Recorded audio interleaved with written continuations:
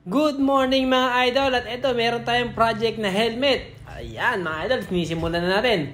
Nagprint na tayo ng team natin na one piece na 4 na parte. Ito yung pang ibabaw na sinisimulan natin ilapat, and then yung panlikod, and then 2 sides. Bali 4 na parts siya. Ayan. Medyo tricky lang, gawa nga ng bilog ang paglalagyan natin. Ayan mga idol, ilalapat lang natin unti-unti. Ito oh. Unti-unti lang. So yan, medyo tricky talaga. Gawa nga ng bilog yung helmet natin. Kailangan ng tiyaga. Ay, mga idol oh. Ihihit yan lang natin para ma-stretch, and then ilalapat natin yung squeegee. Ayan, mga idol. Yun oh. So maganda naman yung kinalabasan. Ayan, ikat na natin yung excess dito sa may visor para makita natin yung forma. Ayan.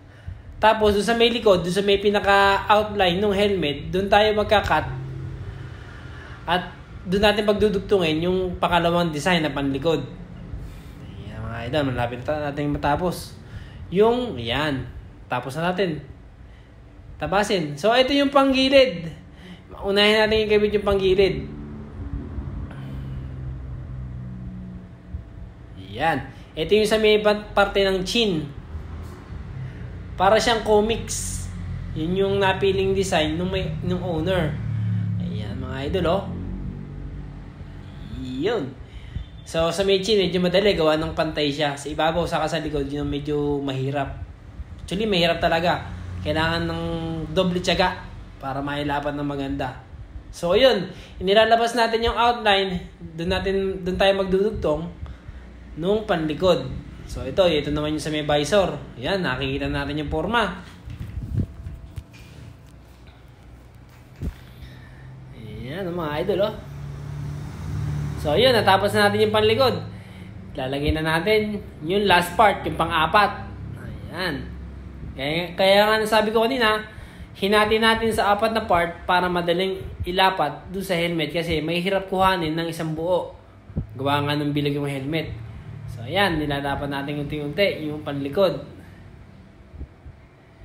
Ayan, mga idol, tsaga-tsaga lang. Inabot ako ng halos 2 oras sa paglapat nito. Ito, mga idol, malapit natin mapag-abot. Pero inulit ko ulit, gawa nung may mga bubbles saka lukot eh. So, ito, nilalapat ko ulit ng panibago. Ayan, pagkalapat natin, ito na yung mga tugtungan, mga idol. Ikakat natin para makita natin yung forma. Ayan na. Yun, dahan-dahan natin kakat para hindi gumasgas na sa mismong helmet, mga idol. Ito. So, yun. Lumalabas na yung itsura niya. Na-cover na natin ng buo. So, kaya namin binalutan to. Sabi ng owner, marami ng gasgas. So, nakita ko nga na maraming gasgas. Kesa ipa-repaint, ganito na lang ang naging option niya para makamura. Ayan, mga idol, oh. Patatapos sa tayo, oh.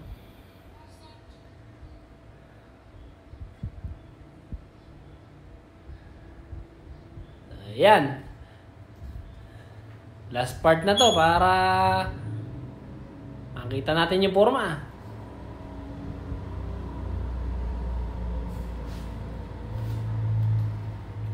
Ayan mga idol, sa mga gusto magpa-stickers, magpa-decals, o magpa-print ng picture, pang bisikleta or pang motor, pasya lang po kayo sa shop or mag-message kayo sa page natin na Tones Design para mapag-usapan natin yung design nyo, and then yung price na rin. Patatagpuan nga pala yung shop natin dito sa Plumplasan, Candaba, Pampanga. Open kami daily, 8 to 4 p.m. Except Sundays. Sarado tayo pag Sunday. Nagbabike tayo. Kaya, wag na po kayong pumunta pag Sunday, mga idol. Pero may sarado po kami.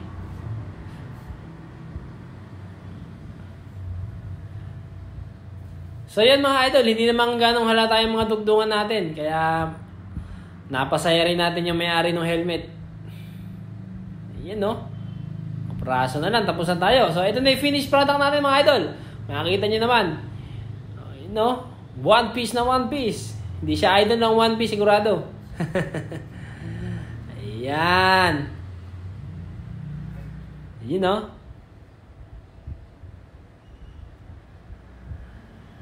Okay. Salamat sa panonood, mga idol. Ride safe.